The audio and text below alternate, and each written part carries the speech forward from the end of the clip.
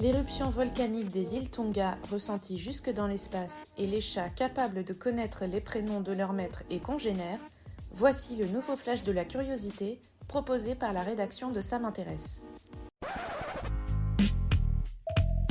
La différence entre l'homme des cavernes et nous, c'est le résultat de la science. Et ce n'est pas une opinion, c'est de la science. Notre monde n'est pas si moche. L'éruption volcanique des îles Tonga a été la plus violente depuis 140 ans. Le 15 janvier dernier, après une éruption sous-marine, c'est un tsunami qui a secoué ces îles du Pacifique avec des vagues atteignant plus d'1 mètre de hauteur. Depuis, les scientifiques ont étudié l'événement. L'éruption volcanique a envoyé des ondes de pression atmosphérique rarement observées autour de la Terre qui ont duré 6 jours.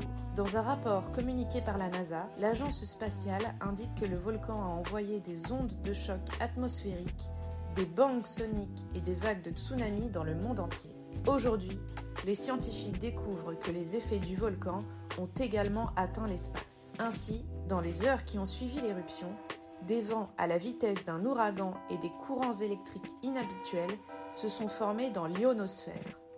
L'ionosphère, c'est la couche supérieure et électrisée de l'atmosphère terrestre. Lorsque le volcan est entré en éruption, il a poussé un panache géant de gaz, de vapeur d'eau et de poussière dans le ciel. L'explosion a également créé d'importantes perturbations de pression dans l'atmosphère, entraînant des vents violents qui ont affecté les courants électriques. Les ondes de pression atmosphérique à basse fréquence, appelées ondes de Lembe, se sont propagées à la vitesse du son. Habituellement, celles-ci sont beaucoup plus lentes que les ondes de choc, elles ne sont pas détectables par les humains et se propagent le long de la surface de la Terre. Or, cette fois, les ondes de Lembe provenant de l'explosion se sont déplacées à la surface des océans et des mers, créant ainsi une vague de tsunamis dispersés. C'est pourquoi ces tsunamis ont atteint plusieurs continents, allant du Pacifique à l'Atlantique. Super, j'adore. Alors écoute-moi bien, je vais essayer d'être clair avec toi. Ouais, génial.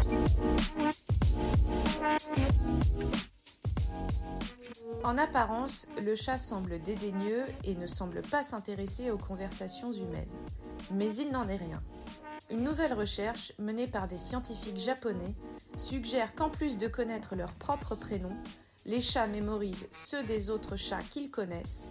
Ils sont également capables de connaître les noms des personnes avec qui ils vivent. Pour mener leur expérience, les chercheurs ont sélectionné 25 chats issus de foyers comptant au moins 3 félins de compagnie chacun. Lors des tests, les scientifiques ont présenté à un chat la photo d'un autre chat issu du même foyer, appelé chat modèle, sur un écran d'ordinateur. Pendant que l'image était affichée, un enregistrement de la voix du propriétaire prononçait à haute voix le nom du chat modèle ou prononçait un nom différent. L'équipe a découvert que les chats auxquels l'image était présentée ont passé plus de temps à regarder l'écran de l'ordinateur lorsqu'un nom différent était prononcé, peut-être parce qu'ils étaient perplexes ou intrigués par le décalage entre la photo et le nom du chat modèle. Cette expérience a également permis de vérifier si les chats domestiques peuvent distinguer les noms des différents membres de la famille humaine. Les félins appartenant à des foyers plus nombreux ont eu tendance à regarder plus longtemps les images faciales de personnes anonymes. L'interprétation des chercheurs est que les chats vivant avec plus de personnes